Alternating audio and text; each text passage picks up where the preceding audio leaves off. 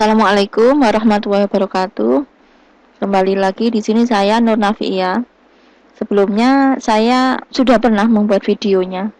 Nanti bisa dicek di playlist. Jadi sebenarnya video saya itu sudah saya bagi-bagi. Tema tentang prediksi, tema tentang regresi linier, tema tentang Python atau klasifikasi. Semua sudah saya bagi-bagi walaupun sebenarnya di situ numpuk banyak karena memang saya fokusnya memang di mesin learning. Nah, selain itu saya sebagai dosen dan saya menceritakan di sini saya sudah pernah membuat tentang ini, langkah-langkah penyusunan, penelitian dan publikasi. Jadi kalau kita mau melakukan penelitian baik itu untuk tingkat skripsi atau tesis, maka yang perlu digarisbawahi adalah bukan kita sudah punya judul apa, bukan. Tapi kita sudah membaca apa. Nah, dari membaca itu akhirnya kita bisa memilah, oh ini nih, saya pengen yang sama kayak ini. Nah, terus tahu, ini loh yang pengen saya usulkan, ini loh bedanya. Nah, seperti itu. Jadi misal contoh, saya sudah punya datasetnya. Jadi tadi langkah pertama itu saya sudah baca terkait citrus. Kalau misal ingin berbahasa Indonesia ya langsung dicari di Google Scholar, keywordnya di sini menggunakan bahasa Indonesia. Kalau pengen yang berbahasa Inggris ya tuliskan di sini keywordnya bahasa Inggris, misalkan klasifikasi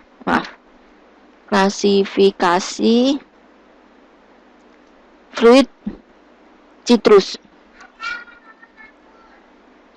Nah, kalau sudah membaca satu, jangan hanya di-download saja, tapi dibaca. Setelah di-download, dibaca. Biar kita tahu apa yang kita usulkan. Misalkan ini tadi sudah saya download, saya ada banyak terkait citra daun, ya, ini daun. Ini mengklasifikasikan citra berdasarkan daunnya.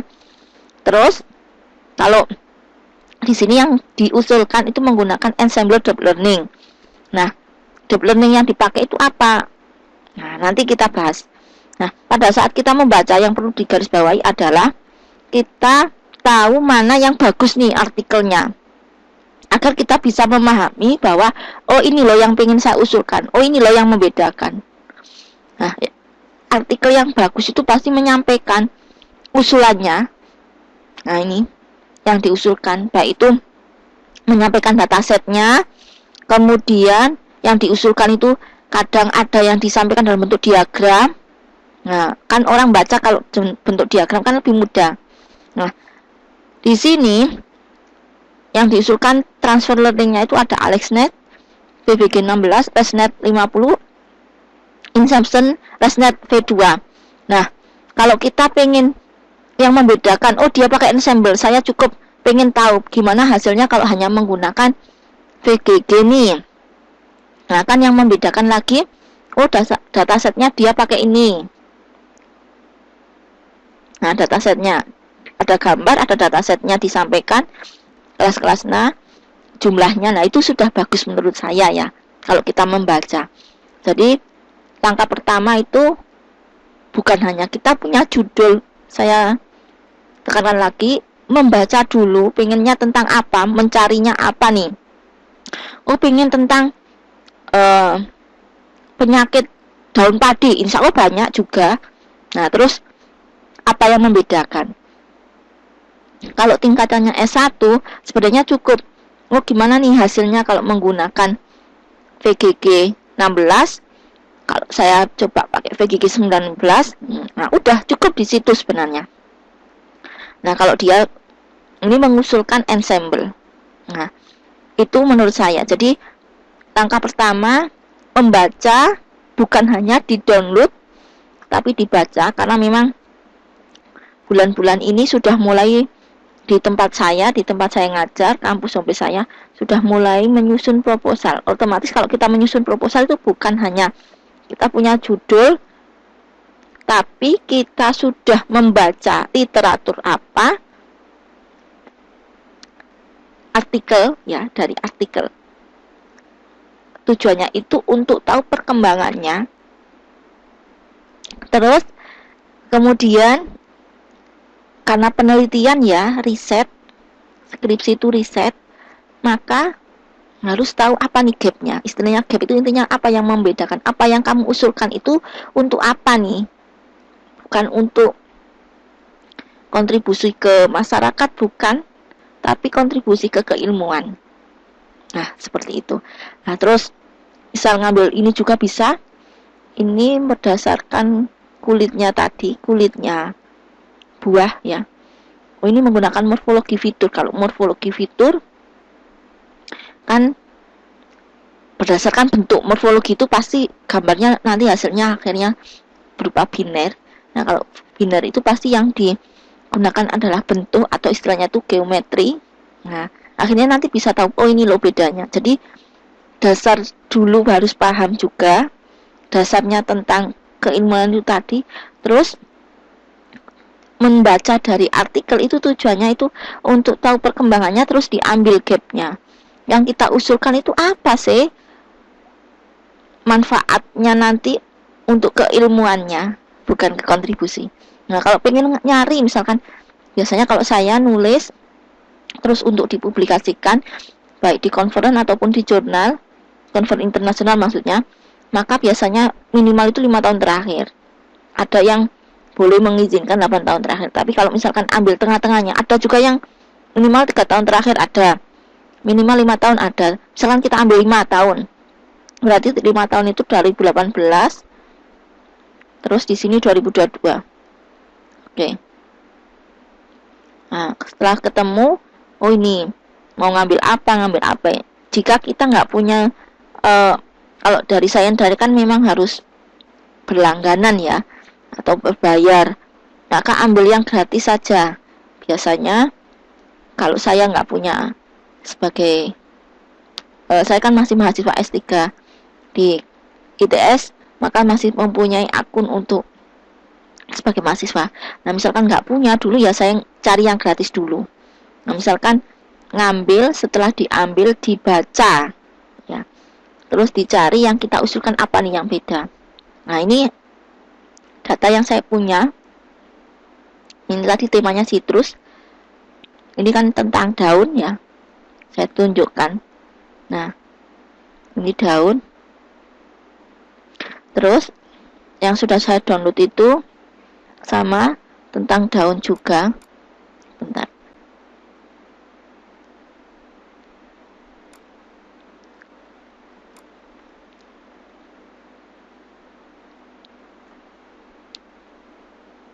Di file sitrus ini ngambil dari Kaggle juga.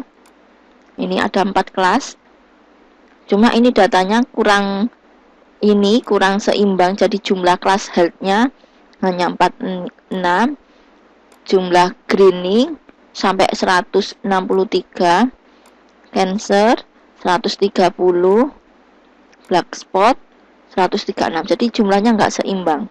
Sebisa mungkin jumlahnya harus seimbang. Jika memang healthy nggak dipakai ya nggak apa-apa, kita simpan di tempat lain. Misalkan saya keluarkan karena jumlahnya nggak seimbang. Terus ini juga saya kasih nama file kedua, nama folder kedua. Nah saya tambah kayak gini. Oh, nggak mau.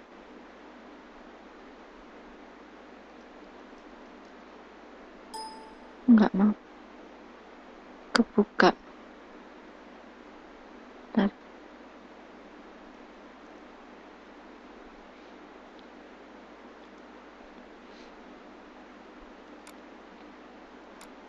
Tadi di validation.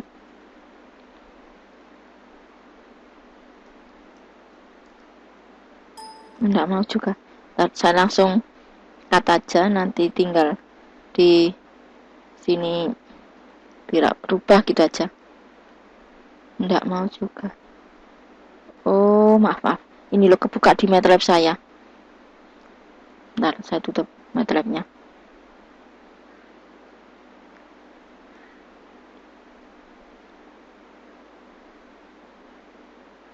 Belum ke copy, belum mau. Nah, nggak mau juga.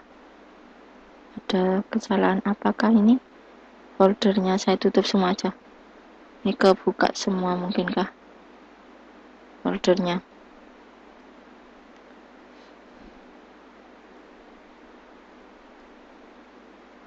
Oke, mulai saya buka, saya pindah. Intinya saya nggak pakai yang class hair karena sudah pernah saya coba, hasilnya memang akurasinya jelek.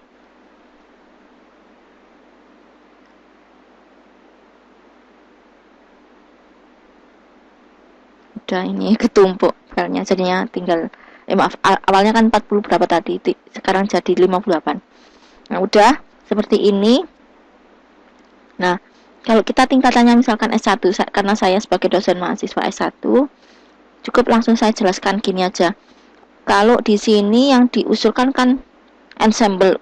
Nah, maka boleh langsung, oh saya ingin mencoba bagaimana kalau menggunakan deep learning VGG 16 sama VGG 19. Udah cukup selesai di situ. Tapi kalau kita mahasiswa S2 mungkin tingkatannya sudah tidak seperti itu, apalagi kalau sudah S3. Intinya saya nggak membahas yang S2 atau S3, yang penting untuk mahasiswa S1, maka sebenarnya cukup membedakan gitu aja. Oh, di sini menggunakan ensemble. Nah, kita nggak menggunakan ensemble, cukup melihat bagaimana hasil kalau menggunakan VGG, ResNet, AlexNet dengan data, yaitu ini terkait penyakit ya. Terkait penyakit ada 3 penyakit, yaitu greening, cancer, block spot. Langsung saya copy datanya, saya taruh karena saya menggunakan Jupyter Notebook misalkan.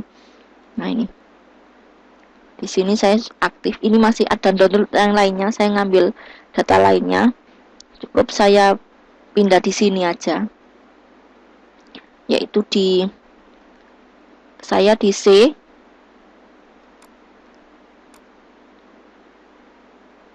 Tadi nama foldernya Citrus C. Ini saya taruh di sini.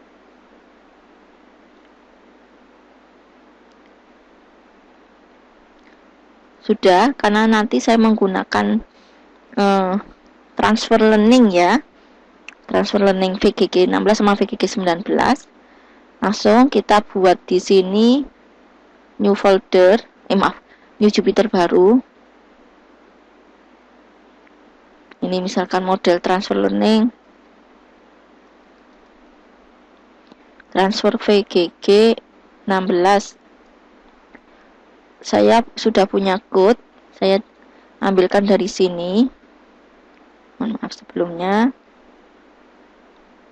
Nanti tinggal menyesuaikan jumlah kelasnya, kemudian nama foldernya yang dipakai.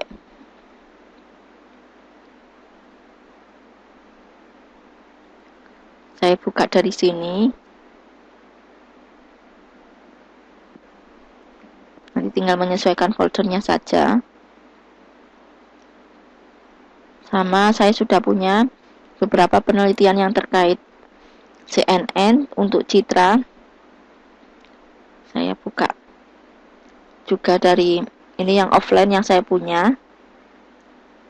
Jadi penelitian saya yang terkait citra sudah banyak, tapi ada yang masih proses submit ya. Jadi makanya kadang saya membuat video yang sudah accepted saja, yang sudah publis. Yang masih submit saya rahasiakan dulu. Makanya tadi saya bilang saya masih punya banyak code terkait itu.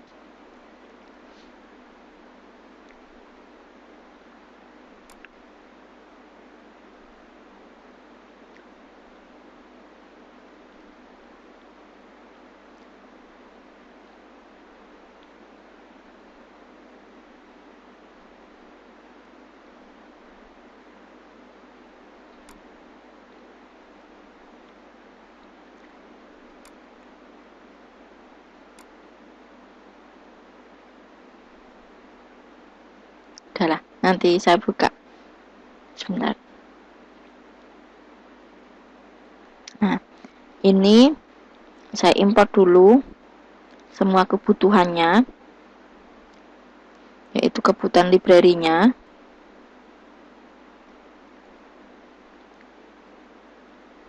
Selanjutnya ini membaca foldernya. Jadi kalau saya tanpa harus membuka Google Colab, maka nanti ini tinggal menghilangkan Google Colab-nya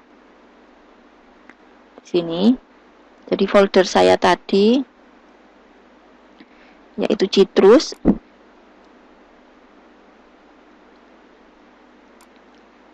namanya train sama validation. Saya sesuaikan, cukup train gini aja. Terus validation.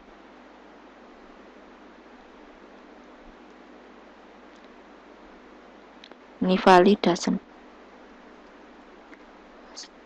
Maaf, validation. Setelah selesai membaca foldernya, ini sebenarnya bukan membaca untuk dilakukan augmented, bukan ya. Ini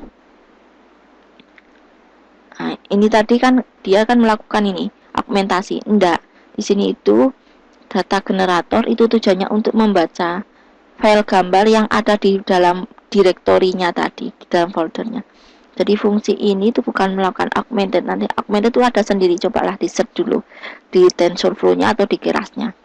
Ini nanti kita tinggal menyesuaikan kelas-kelasnya. Saya copy foldernya, ini ada di Trendir. Nah, ini sudah sesuai Trendir. Terus data untuk yang validasinya ada di validation data dir ini. Nah, saya tadi datanya itu Citrus itu ada 3 kelas, saya tampilkan lagi. Nah, ini ada 3 kelas. Ini juga ada 3 kelas. Maka kita harus merubah, ini bukan binary tapi kategorikal.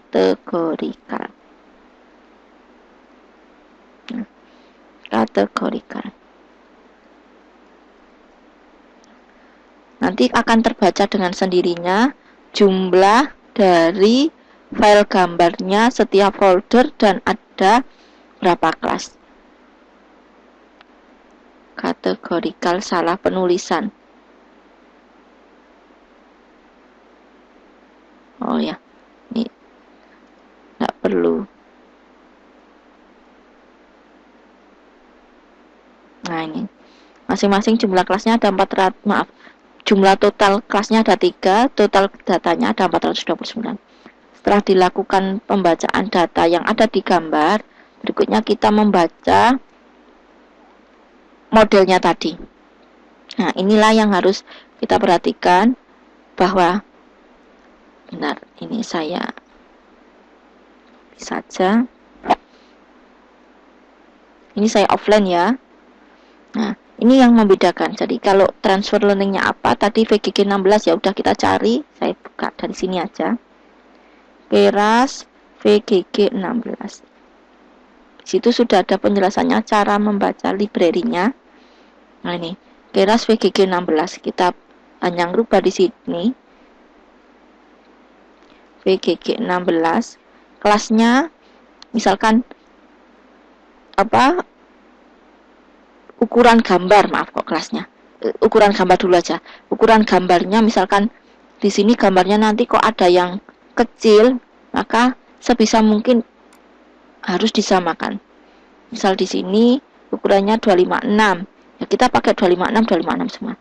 Kalau misalkan mau dirubah 224 ya silahkan. Ini saya pakai 224. Jadi di awal sampai bawah harus sama terus ukuran gambarnya. Terus ini karena berwarna. Kalau grayscale apakah harus dirubah 1? Pernah saya coba, kalau grayscale saya rubah 1 tetap error. Jadi tetap harus diisi 3. Gambar yang biner juga gitu, harus tetap diisi 3. Mungkin ada yang tetap bisa 1, tapi di saya 3. Terus saya ulang. Setelah selesai membaca library ini tujuannya adalah mengambil model arsitektur dari VGG 16 dan beserta bobotnya. Kemudian di sini nanti dipakai ke data kita. Nah, ini yang harus dirubah. Data kita tadi itu kelasnya. Pertama yang dirubah adalah kelas. Di sini dirubah 3. Terus kalau 3 itu kelasnya jangan menggunakan aktivasi sigmoid. Nah, maka menggunakan softmax. Nah, kalau sudah di sini diperhatikan, ini boleh dirubah-rubah. saya ada yang publikasi terkait merubah di sini juga ada, masih proses submit juga, rubah-rubah di sini. Nah, rubah-rubah ini layer-layernya, jumlah node-nya itu boleh dirubah. Nah, itu yang membedakan kan bisa. Nah, kalau mau rubah tinggal dilihat di sini. Layer itu apa aja di Keras itu sudah ada. Ya, layer-layernya ini bisa dilihat. Nah, ini layernya apa saja kelasnya. Bisa dicek di bagian. Nah, ini. Mulai dari layer pooling itu apa saja. Terus ada layer flatten. Nah, ini macam-macam layernya. Jadi kalau mau membaca layernya apa saja ya dibuka aja langsung di library-nya. Nah, ada macam-macam layernya. Oke, saya lanjut. Di sini saya jumlahnya kelasnya kan ada 3. Nah, ada lagi yang sudah pernah saya coba-coba. Ternyata kalau kita menggunakan bahasa Python library-nya Keras ataupun TensorFlow, jika menggunakan metode deep learning, CNN ataupun neural network, baik itu multi-layer perceptron atau backpropagation, maka ini kalau kelasnya 3 harus tetap diisi 3, kelasnya 10 harus diisi 10. Beda kalau menggunakan bahasa MATLAB. Nah, itu sudah pernah saya coba juga. Terus ini harus dirubah juga karena kita menggunakan metode neural network itu pasti harus menyampaikan berapa nilai learning rate sama cara menghitung error. Nah, cara menghitung error kalau mau mencari, oh kelasnya biner, oh kelasnya multi-kelas. Nah, ini harus dipahami juga bahwa oh ada nih. Ya, tinggal dicari yaitu loss. Nah, di sini maaf saya carikan loss. Nah, ini loss. Ada penjelasannya juga. Oh, loss ada loss categorical cross entropy. Nah, di sini untuk kelas apa itu ada bacaannya, bisa diambil. Jadi nggak apa-apa kita ngopi pas code, tapi yang penting paham kita. Kalau ada error tahu errornya apa. Nah, udah. Terus optimizer di sini ngikuti ini tadi ini definisinya. Nah, kalau mau ngubah optimizer ya sama, di sini ada optimizer. Bentar saya geser ke atas. Nah, ini optimizernya apa saja ya, boleh dirubah-rubah learning rate-nya, misalkan Adam dengan learning rate sekian. Nah, ini pengaruh sudah pernah saya coba. Saya juga berusaha melakukan banyak uji coba dan langsung saya tulis. Kalau saya nulisnya intinya itu masih submit, belum saya buat video gitu aja. Maaf Kak, kalau nulisnya belum publish maka belum saya buat video. Nah, salah nulis saya ini. Ini bisa diganti-ganti, misalkan defaultnya berapa itu ada. Kalau mau diganti learning rate-nya ya tinggal ngerubah di sini. Nah, terus saya ini metrik itu evaluasinya. Cara mengevaluasi menggunakan apa? Cara mengevaluasi juga ada metriknya di sini.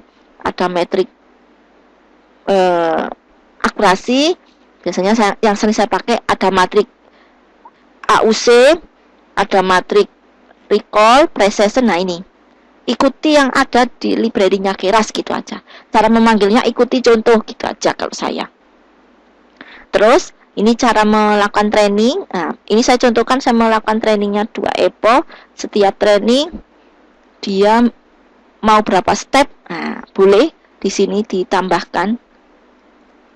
Nah, di sini boleh ditambahkan. Misalkan saya tambahkan di sini stepnya saya pakai misalkan 100 gitu aja untuk mempercepat. Nah, ini pun nanti pasti lama. Nah, udah saya running.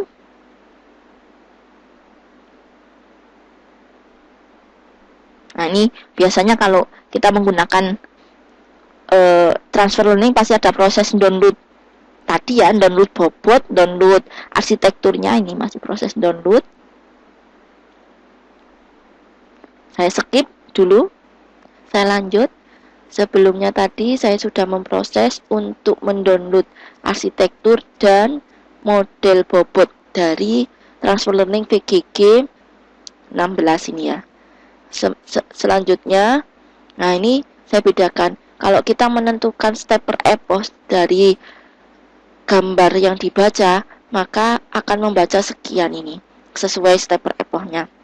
Jadi saya menggunakan epochnya hanya 2. Selanjutnya saya membaca setiap epochnya itu sebanyak 100 ini. Nah, ini hasilnya. Terus saya bedakan lagi, saya tidak menggunakan stepper epoch. Intinya saya akan menggunakan apa yang sudah di-generate dari istilahnya fungsi yang disediakan. Jadi hanya saya menentukan epochnya. Maka ini bedanya. Dia setiap per epochnya 22. Nah, setelah selesai, maka proses berikutnya adalah, intinya kalau kita mau membuat model machine learning ataupun deep learning, maka kita tetap ada tahap yang namanya membuat model atau training, kemudian melakukan evaluasi. Nah, kalau hasil evaluasinya jelek, maka ya kita harus membuat model yang baru lagi atau mengevaluasi model yang lama kenapa, terus diperbaiki. Seperti itu. Nah, kalau mau melakukan evaluasi, biasanya di sini akan disampaikan ini loh validasi akurasinya. Kalau kita menggunakan matrik evaluasinya tadi akurasi di awal di sini tadi matrik ini akurasi. Nah, kalau kita mau menentukan evaluasi lagi ya kita tulis saja tadi nama variabelnya adalah model titik evaluate. Nah, ini gambarnya dievaluasi mana ini? Validation generator sesuai folder yang digunakan untuk membaca gambarnya tadi. Ini. Nah, di sini tadi. Nah, ini validation generator ini untuk membaca data gambar yang kita punya ini. Flow from directory. Ini juga folder trainingnya. Nah, seperti itu. Ini kalau evaluasi ya cukup model evaluate. Sudah saya running. Menunggu lagi.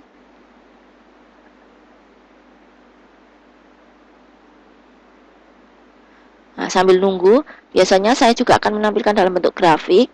Nah, di sini saya menggunakan grafiknya.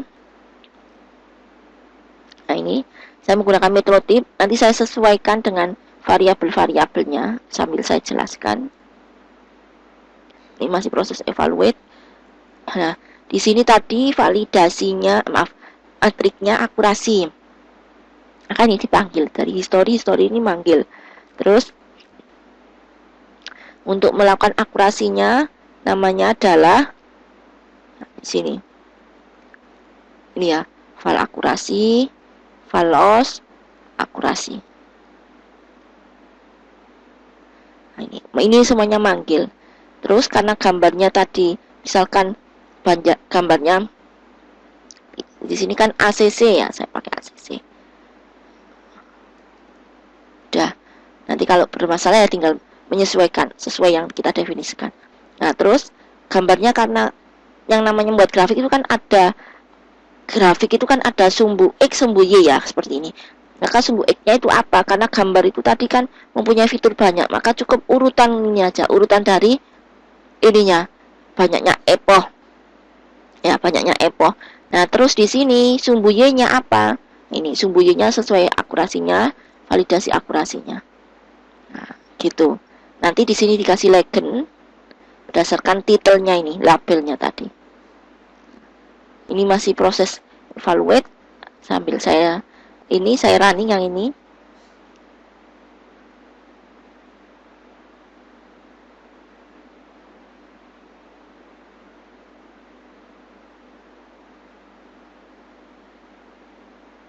Kita sambil nunggu.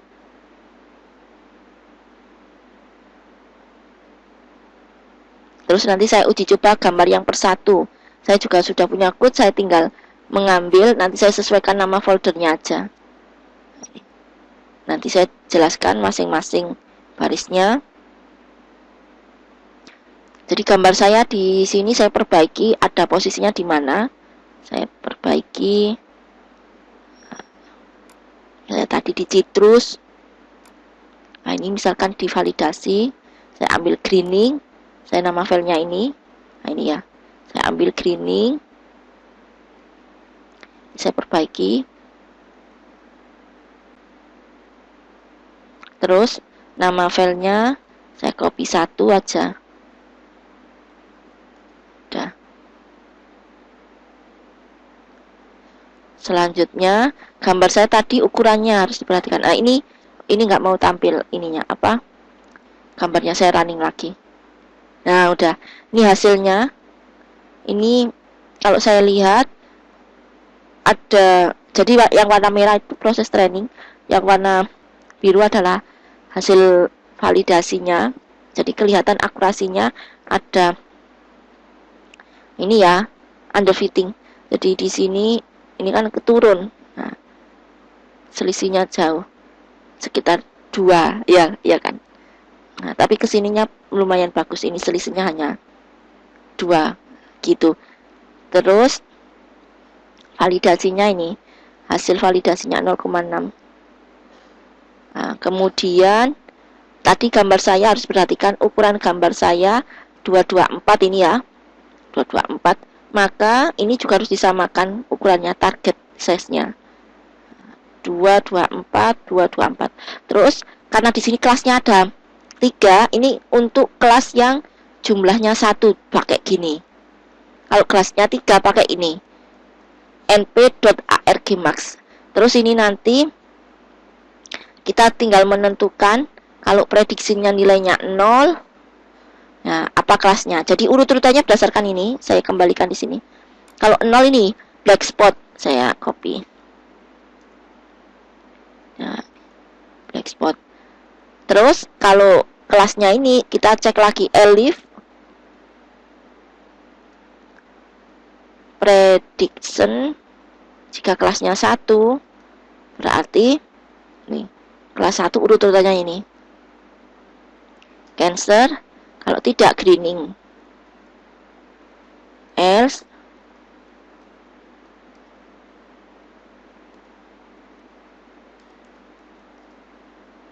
kelasnya sama dengan ini tadi sudah ada greening. Ini proses untuk melakukan uji coba gambar persatu. Nah, ini saya running. Oh maaf, ini ada keliruan. 224.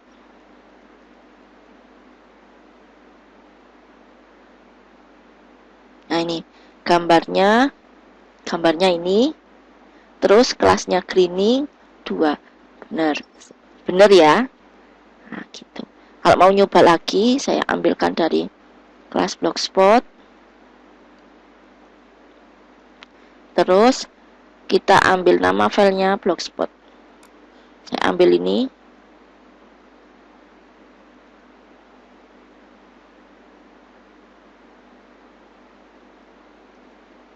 Dan saya running.